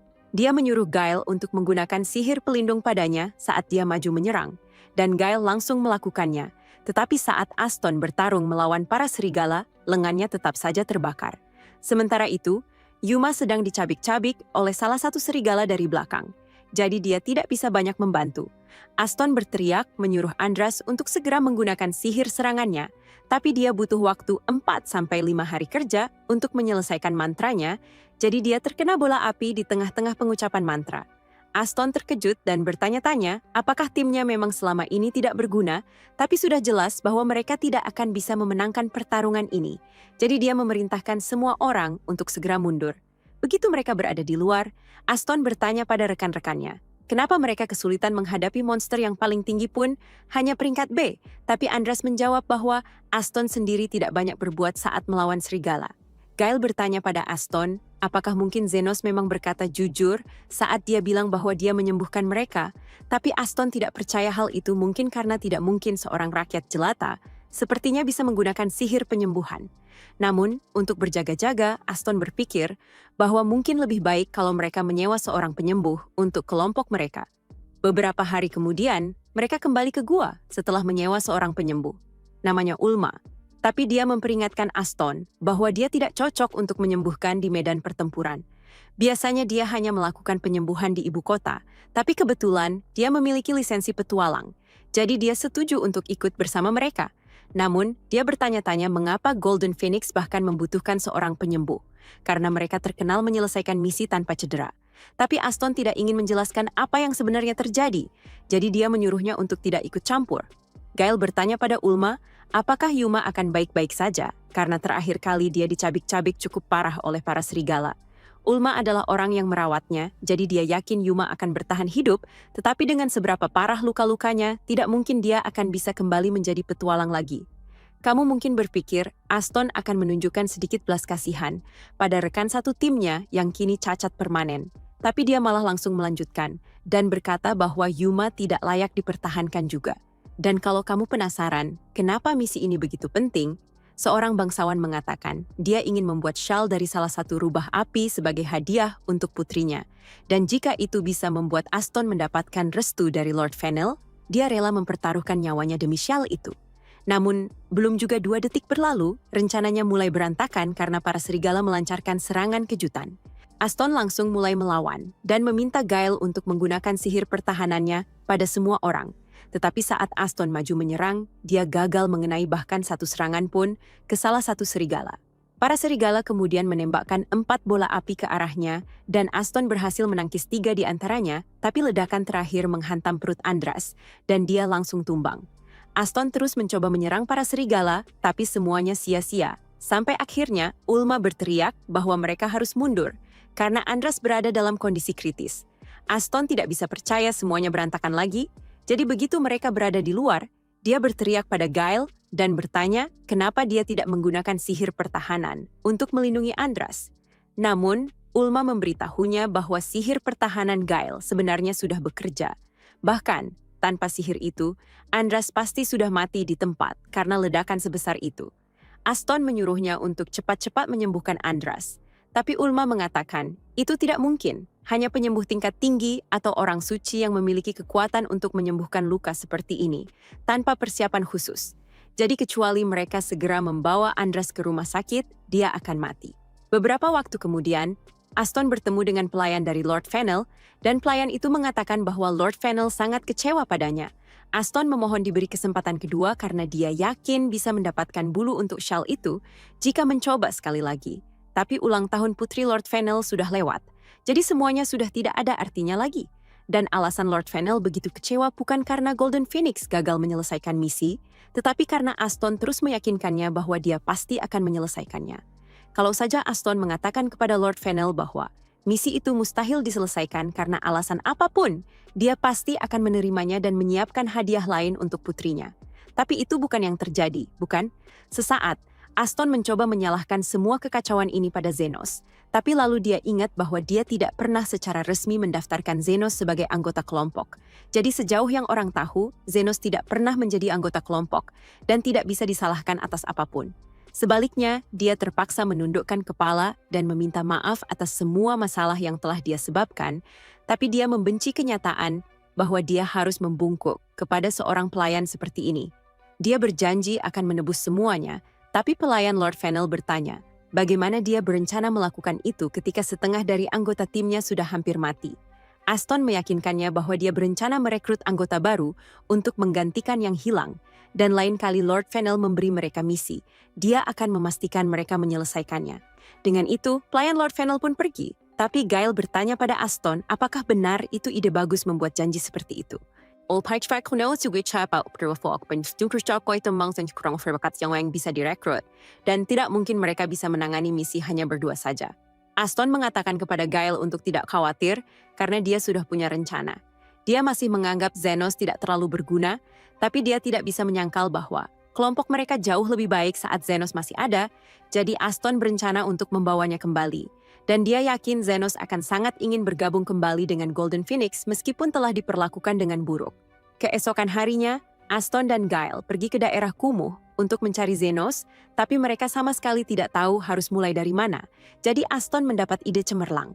Dia akan menyewa 3 pemimpin faksi untuk membantunya menemukan Zenos. Dan dia yakin mereka akan setuju, karena orang rendahan seperti mereka akan melakukan apa saja demi uang. Tak lama kemudian, dia meminta seorang manusia kadal membawanya ke Zofia dan mengatakan bahwa dia ingin menyewanya untuk sebuah pekerjaan. Zofia sebenarnya tidak terlalu tertarik karena ini mengganggu waktu kunjungannya ke klinik, tapi dia bersedia mendengarkan klien yang membayar.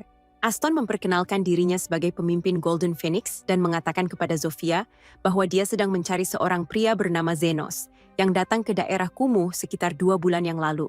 Zofia awalnya tidak percaya dengan apa yang dia dengar karena Zenos sudah menceritakan segalanya padanya tentang bagaimana Aston mengusirnya dari Golden Phoenix dan itu saja sudah merupakan tindakan bodoh. Tapi dia tidak pernah menyangka Aston sebodoh itu hingga datang mencarinya lagi. Dia menyuruh Aston untuk enyah dari pandangannya karena Zenos punya hal yang jauh lebih penting untuk dilakukan daripada bertemu dengannya. Dan sejujurnya, melihat wajah Aston saja sudah membuatnya muak. Aston tersinggung dan sesaat mempertimbangkan untuk menyerang Zofia, tapi lalu dia sadar bahwa dia akan dipermalukan habis-habisan, jadi dia mundur. Karena Zofia menolak membantunya, Aston mencoba pergi ke faksi Linga untuk meminta bantuan. Tapi begitu Linga tahu siapa Aston, dia langsung menyuruhnya pergi. Aston terkejut bahwa Linga juga berteman dengan Zenos, dan kalau dia berpikir untuk membuat keributan, Linga mengingatkan Aston bahwa dia bisa membunuhnya 3 kali lipat sebelum dia sempat berkedip jika dia mau. Aston lalu mencoba meminta bantuan dari Lu, tapi seperti yang lainnya, dia menyuruhnya pergi ke neraka. Dan kalau dia tahu bahwa Aston mengganggu Zenos, dia sendiri yang akan menghancurkan kepalanya di antara pahanya. Aston dan Gail langsung meninggalkan gua Lu, dan Aston tidak bisa percaya bahwa semua pemimpin faksi begitu peduli pada Zenos. Dia mencoba meyakinkan dirinya bahwa mereka pasti sedang membicarakan orang lain yang juga bernama Zenos. Karena tidak mungkin Zenos yang dia kenal punya pengaruh sebesar itu di sini. Tapi berbicara soal Zenos, Gail secara kebetulan melihatnya sedang berjalan di jalan bersama Lily. Lily dan Zenos baru saja selesai berbelanja hari itu, jadi mereka siap pulang lagi ketika tiba-tiba Aston memanggil Zenos. Zenos terkejut melihat Aston dan Gail lagi, tapi dia tidak terlalu suka melihat mereka, jadi dia mulai berjalan pergi. Aston menghentikannya dan berteriak bahwa dia datang ke sini, khusus untuk menyambut Zenos kembali ke Golden Phoenix. Tapi bahkan sebelum dia selesai bicara, Zenos sudah menolaknya. Aston tidak percaya karena dia yakin Zenos akan bersyukur bisa bergabung kembali dengan kelompok. Tapi Zenos mulai menyebut semua hal buruk yang Aston lakukan padanya waktu itu, termasuk perlakuan buruk dan bayaran yang sangat menyedihkan. Tidak ada satupun alasan bagi Zenos untuk kembali ke Golden Phoenix. Tapi kalau Aston benar-benar putus asa, Zenos bilang dia bersedia menemani dalam beberapa misi kalau dia punya waktu. Tapi Zenos tidak mau lagi bekerja cuma-cuma untuk exposure. Jadi Aston harus membayarnya dengan harga yang pantas kali ini. Zenos meminta 50.000 untuk menyembuhkan luka ringan dan 1 juta untuk menyembuhkan luka kritis. Selain itu, Aston juga harus membayar ekstra untuk sihir pertahanan dan sihir peningkat kekuatan dari Zenos. Tapi kalau Aston tidak mau membayar harganya, maka tidak ada lagi yang perlu dibicarakan. Jadi Zenos mulai berjalan pergi lagi. Aston tersinggung karena Zenos berani menolaknya. Jadi dia mencabut pedangnya dan mencoba menyerang. Tapi sebelum dia bisa melakukan apapun, dia langsung dihantam oleh Krishna. Dia mengatakan pada Aston bahwa sangat bodoh menyerang seseorang secara terang-terangan di hadapan ksatria kerajaan. Dia datang ke sini karena ingin bertemu Zenos, tapi karena Aston baru saja mencoba melakukan penyerangan, sekarang dia harus menangkapnya. Namun, Aston langsung lari karena dia tidak ingin berakhir di penjara. Setelah semua kekacauan itu, Zenos dan Lily pulang untuk hari itu. Dan tak lama kemudian, Zofia, Linga, dan Lu muncul. Mereka memberitahu Zenos bahwa Aston mencoba menyewa mereka untuk mencarinya. Dan meskipun mereka semua menolaknya, Zofia khawatir dia mungkin akan terus mengejar Zenos. Jika dia pergi ke guild bawah tanah ilegal, Aston bahkan mungkin bisa menyewa seorang pembunuh bayaran untuk menyerang Zenos karena dendam. Tapi di sisi lain, menyewa pembunuh bayaran membutuhkan banyak uang. Dan jika Aston sampai putus asa mencarinya sendiri, daripada menyewa anggota kelompok baru, maka kemungkinan besar dia sudah bangkrut. Meskipun begitu, Zofia tetap merasa khawatir karena ada rumor tentang seorang pria bernama The Guide dari guild bawah tanah yang bersedia mengambil pekerjaan secara gratis dalam kondisi tertentu. Jadi jika Aston berhasil meyakinkan The Guide, itu bisa jadi masalah besar bagi Zenos. Tak lama kemudian, Zenos tidak bisa tidur karena stres setelah bertemu Aston lagi. Jadi Carmilla turun untuk menemaninya karena dia merasa khawatir. Saat berada di sana, Carmilla bertanya pada Zenos, apakah benar dia belajar menggunakan sihir penyembuhan di daerah kumuh. Zenos pun menjelaskan bahwa dia awalnya mencoba menghidupkan kembali mayat dan sihir penyembuhan muncul secara alami padanya setelah itu. Carmilla memberitahunya bahwa sihir kebangkitan dilarang, tapi untuk membela Zenos, dia sama sekali tidak tahu bahwa itu dilarang saat pertama kali mencobanya. Berbicara soal sihir terlarang, Carmilla teringat sesuatu yang mirip dengan kehidupan buatan saat dia masih hidup. Itu terjadi pada masa di mana Raja Iblis masih hidup dan dia sering terlibat dalam perang, melawan golem-golem yang dihidupkan dengan sihir terlarang. Saat itu juga, Zenos mendengar keributan dari luar, jadi Carmilla menawarkan diri untuk memeriksanya. Dan dengan ngeri dia melihat sebagian besar daerah kumuh terbakar, karena ada golem yang sedang mengamuk. Golem raksasa mengamuk di daerah kumuh, menghancurkan segala sesuatu di jalannya, sementara orang-orang berlarian menyelamatkan diri. Zenos datang ke sana untuk melihat golem itu dari dekat, dan Carmilla juga datang bersamanya. Dia mengatakan bahwa sangat mencurigakan senjata kuno seperti ini bisa berada di jalanan daerah kumuh, dan mereka bertanya-tanya bagaimana benda itu bisa sampai di sini. Saat itu juga, 3 pemimpin geng tiba di sana, dan Zenos senang melihat mereka dalam keadaan baik-baik saja. Para gadis memberitahu bahwa mereka tidak terluka, tetapi bawahan mereka terluka parah karena serangan monster itu. Mereka bertanya kepada Zenos tentang monster raksasa itu karena mereka belum pernah melihat sesuatu seperti itu sebelumnya, dan Zenos menjelaskan bahwa itu adalah bentuk kehidupan buatan yang diciptakan menggunakan teknologi sihir yang dulu dianggap telah punah. Lowe mengatakan bahwa salah satu orknya melaporkan bahwa golem itu datang dari kedalaman daerah kumuh, dan Zenos bertanya-tanya apakah guild bawah tanah yang berada di balik ini. Dia memutuskan bahwa menyembuhkan orang-orang yang terluka adalah prioritas utama dan mengatakan kepada ketiga gadis itu untuk mengumpulkan semua orang yang terluka di satu tempat. Dia bersumpah bahwa siapapun yang melakukan ini akan membayar mahal atas perbuatannya. Namun pria yang mengirim golem itu sedang mengamati kinerjanya dari kejauhan. Pembunuh yang bernama Guide adalah dalang di balik serangan ini. Dia menerima pekerjaan itu setelah Aston mendatanginya untuk membalas dendam. Dan dia bahkan tidak menagih banyak karena dia lebih tertarik pada niat Aston daripada uangnya. Ketika Guide mengetahui bahwa Aston hanya ingin melampiaskan rasa frustrasinya pada Zenos dan semua orang di sekitarnya, dia hanya tertawa, namun tetap menerima kesepakatan itu karena itu sudah cukup untuk memuaskan sifatnya yang menyimpang. Lalu, dia menunjukkan kepada Aston sebuah inti golem yang sedang dia kembangkan dan memberitahunya bahwa itu akan cukup untuk mengalahkan Zenos sepenuhnya. Saat ini, Guide mengamati golem yang menghancurkan daerah kumuh dan berpikir bahwa golem itu cukup destruktif, tetapi tidak secepat yang ia harapkan. Dia mulai bertanya-tanya bagaimana perasaan Zenos ketika orang-orang terdekatnya mulai mati satu persatu, tetapi Zenos tidak akan membiarkan hal itu terjadi. Saat ketiga geng demi human mengumpulkan semua orang yang terluka di satu tempat, dia menggunakan mantra penyembuhan jarak jauh yang sangat kuat dan langsung membuat semua orang sembuh. Setelah itu, dia mulai menangani luka-luka ringan, tetapi sepanjang waktu, dia merasa kesal karena tidak yakin apakah dia akan dibayar untuk merawat ratusan orang. Dan di atas itu semua, Lily masih berada di dalam rumah. Guide mengamati semuanya dari lokasinya, dan dia terkesan dengan kemampuan penyembuhan Zenos. Namun, dia tahu bahwa menyembuhkan semua orang tidak akan menyelesaikan apapun sampai mereka bisa menghadapi golem itu. Dan dia ingin melihat bagaimana Zenos akan mencoba melakukannya. Tak lama setelah itu, Zenos telah selesai merawat semua orang yang terluka. Dan akhirnya, dia bisa bersantai. Dia melihat ke arah golem yang masih mengamuk di daerah kumuh dan bertanya-tanya apakah makhluk itu akan pulang sendiri begitu merasa bosan. Carmilla memberitahunya bahwa itu tidak mungkin, karena golem tidak akan berhenti sampai mereka menyelesaikan perintah yang diberikan. Dan dia yakin bahwa perintah golem ini adalah menghancurkan daerah kumuh atau sesuatu seperti itu. Zenos menepuk dahinya saat mendengar hal ini, tetapi kemudian Carmilla mengatakan bahwa seharusnya tidak mungkin membuat golem di zaman ini. Batu sihir dengan kemurnian tinggi yang digunakan untuk membuat inti golem hanya ditemukan di benua paling selatan, yang dulunya merupakan wilayah Raja Iblis, dan sebagian besar sudah seharusnya habis terpakai. Selain itu, seni sihir hitam telah hilang ditelan waktu, dan bahan-bahan yang dibutuhkan untuk membangun golem juga sangat sulit ditemukan.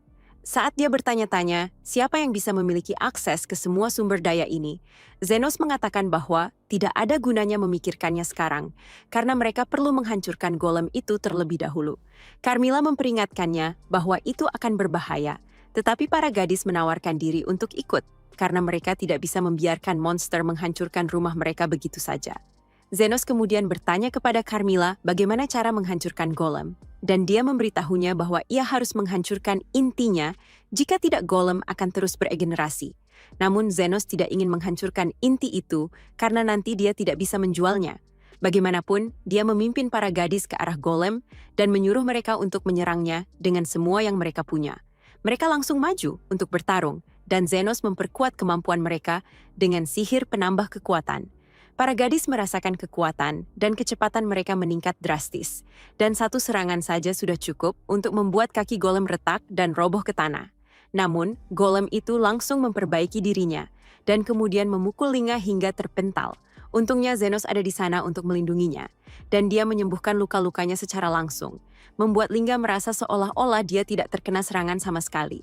Itu tidak semudah itu bagi Zenos karena dia sudah lama tidak bertarung sungguhan, tetapi dia mulai mendapatkan kembali ritmenya seiring berjalannya pertarungan. Dia mencoba menjaga jarak minimum dari para gadis agar sihirnya tetap efektif pada mereka, lalu terus bergantian antara sihir pertahanan dan penyembuhan, sesuai dengan situasi yang dibutuhkan. Sementara itu, para gadis terus menyerang golem, dan Zenos menyadari bahwa butuh waktu bagi golem untuk beregenerasi. Dia memerintahkan para gadis untuk menghancurkan kedua kakinya, dan mereka melakukannya membuat golem itu roboh. Namun, mereka terlambat menyadari bahwa ada seorang gadis di wilayah itu yang belum sempat dievakuasi, dan golem itu akan jatuh tepat di atasnya. Zenos panik karena dia tidak bisa melihat gadis itu dengan cukup jelas untuk mengucapkan sihir pelindung padanya, dan dia berlari ke depan, berharap bisa melindunginya tepat waktu. Dia tidak bisa mencapai gadis itu sebelum golem jatuh, tapi secara mengejutkan, golem itu sendiri justru berusaha melindungi gadis itu. Zenos bingung melihat hal itu, tetapi dia mulai memindai golem saat gadis itu melarikan diri. Tak lama kemudian dia selesai memindai, dan saat itu juga Carmilla datang ke sana. Dia mengatakan bahwa perilaku golem itu aneh, dan Zenos memberitahunya bahwa golem itu tidak sepenuhnya buatan. Dia mengatakan bahwa inti golem itu berada di bagian kiri dadanya, dan itu bukan sekadar batu sihir, melainkan seorang manusia, Estan sendiri. Guide melihat semua ini dari kejauhan dan menyeringai saat melihat Zenos mengetahui triknya. Dia hanya memiliki batu sihir yang tidak sempurna untuk digunakan, dan cara terbaik untuk membuat inti golem dari batu-batu itu adalah dengan menggabungkannya dengan manusia. Namun, golem yang dibuat dengan cara ini cukup sulit dikendalikan, tapi Guide berpikir bahwa karena Aston adalah orang bodoh yang dipenuhi emosi negatif, maka tidak akan terlalu sulit untuk mengendalikannya. Dia membuat si rambut merah itu percaya bahwa batu sihir itu penting untuk balas dendamnya, lalu menyatu dengannya untuk menciptakan inti golem. Dan sekarang dia ingin melihat apakah Zenos bisa membunuh sahabat lamanya demi menyelamatkan daerah kumuh. Namun Zenos berniat menyelesaikan pertarungan ini sendiri dengan Aston. Dia menyuruh para gadis untuk mundur karena hanya dia yang bisa menangani situasi ini sekarang, dan mereka menurut. Carmilla juga pergi karena matahari hampir terbit, dan Zenos kini sendirian bersama golem itu, dan dia yakin bahwa Estan ada di dalamnya. Dia mengatakan bahwa rasanya tidak bisa dipercaya orang egois seperti dirinya akan menyelamatkan seorang anak. Tapi kemudian dia teringat bahwa alasan Aston begitu terobsesi dengan uang adalah karena adiknya meninggal karena sakit dan dia tidak punya cukup uang untuk menyelamatkannya. Zenos bertanya, apakah gadis itu mengingatkannya pada adiknya dan berpikir bahwa Aston masih memiliki sisi kemanusiaan. Tapi semuanya sudah terlambat. Dia menciptakan sebuah pedang dari mana lalu menerjang golem itu, menebas kedua lengannya hingga putus. Saat golem itu mengaum, Zenos kembali menyerangnya dan menebas dadanya dengan kekuatan penuh, memperlihatkan Aston yang terjebak di dalamnya. Zenos mengatakan kepada Aston bahwa ini adalah akhir, lalu menebasnya tanpa ragu sedikit pun. Guide cukup terkejut melihat hal ini karena dia tidak menyangka Zenos akan sekejam itu. Tapi dia juga mengerti bahwa mungkin Zenos ingin membalas semua perlakuan buruk yang diterimanya. Dia memutuskan untuk pergi karena kecewa, tapi kemudian melihat sesuatu yang aneh. Zenos tidak hanya memotong tubuh Aston, dia juga menyembuhkannya di saat yang sama. Dia menghancurkan bagian tubuh Aston yang menyatu dengan batu sihir, lalu langsung meregenerasinya, mengubahnya kembali menjadi tubuh manusia normal. Itu sangat menguras tenaga, tetapi Zenos terus melakukannya, dan Guide ternganga melihatnya. Dia tidak percaya bahwa Zenos masih punya begitu banyak energi dan ketepatan, bahkan setelah menyembuhkan ratusan orang. Dia masih belum bisa memproses bahwa seseorang dengan keterampilan seperti itu benar-benar ada. dan mulai mempertimbangkan ulang strateginya. Sementara itu, Zenos mengatakan kepada Aston bahwa akan lebih baik bagi dunia jika dia mati di sini, tapi dia tidak bisa membiarkan itu terjadi karena seseorang harus membayar kerusakan di daerah kumuh dan ongkos penyembuhan semua orang sepanjang malam. Jadi dia akan membiarkan Aston hidup untuk mendapatkan uang darinya dan juga dari kaki tangannya. Alasan lainnya adalah karena Aston pernah berjasa besar 2 kali dalam hidupnya. Yang pertama adalah mengangkatnya dari jalanan, dan yang kedua adalah memberinya koin emas sebagai uang pesangon, yang membantunya membebaskan Lily, dan keputusan itu mengubah hidupnya. Zenos menambahkan bahwa alasan terakhir dan yang paling penting adalah karena dia seorang penyembuh, dan dia tidak bisa membiarkan siapapun mati di bawah pengawasannya. Dengan itu, dia menghantam batu sihir di jantung Aston dengan kekuatan penuh, menghancurkannya. Tak lama kemudian, Aston sepenuhnya terbebas dari batu sihir, dan saat dia berlutut, dia mengakui bahwa Zenos begitu luar biasa, sampai membuatnya ingin muntah. Dia melihatnya membela para gadis demi human sebelumnya, dan sekarang dia sadar bahwa dia juga melakukan hal yang sama terhadap kelompok mereka. Dia jatuh ke tanah, memohon ampun kepada Zenos meskipun dia tahu dirinya tidak pantas mendapatkannya. Zenos menyuruhnya untuk bangkit, tapi Aston berkata bahwa dia tidak akan berdiri sampai dimaafkan, namun Zenos memintanya untuk cepat berdiri karena dia perlu memukul wajahnya. Aston tercengang, tapi kemudian Zenos menggunakan sisa mana terakhirnya untuk meningkatkan kekuatan pukulannya hingga 10 kali lipat. Aston mulai mundur, tapi Zenos tersenyum menyeramkan, mengatakan bahwa alasan lain dia tidak membiarkannya mati sebelumnya adalah karena saat itu dia belum sempat memukul wajahnya. Dengan itu, dia memukul Aston sekuat tenaga dan mengirimnya terbang jauh. Beberapa menit kemudian, Aston sadar kembali dan mendapati Krishna berdiri di sampingnya. Dia bertanya di mana Zenos, dan Krishna menjawab bahwa dia bertemu dengannya di jalan, dan Zenos sudah menceritakan semuanya. Dia mengatakan bahwa ini adalah keajaiban karena tidak ada yang terluka dalam kejadian ini, dan Aston akan berutang pada Zenos seumur hidupnya. Lalu dia melanjutkan dengan menangkap Aston atas daftar panjang kejahatan dan menambahkan tuduhan tindakan tidak senonoh di tempat umum. Barulah saat itu Aston menyadari bahwa dia sedang duduk tanpa sehelai benang pun. Krishna memberinya pesan dari Zenos yang telah mengambil pedangnya untuk dijual guna menutupi kerugian. Dan Aston pun sadar bahwa sekarang dia benar-benar tidak punya apa-apa lagi. Bahkan pakaiannya pun hilang. Namun Zenos meninggalkan hadiah perpisahan untuknya, yaitu 1 koin emas, persis seperti uang pesangon yang pernah dia berikan dahulu. Krishna mengatakan bahwa Zenos tidak ingin melihatnya lagi, dan Aston mulai menangis seperti anak kecil saat mendengarnya. Sementara itu, Zenos berjalan pulang dengan langkah lelah, tapi dia bertemu para gadis demi human di jalan, dan mereka tetap mendukungnya meskipun dia mengatakan bahwa dia baik-baik saja. Tak lama kemudian, mereka sampai di rumahnya dan Lily langsung menuangkan secangkir teh untuk menyambut Zenos pulang, karena dia yakin Zenos akan kembali tanpa terluka.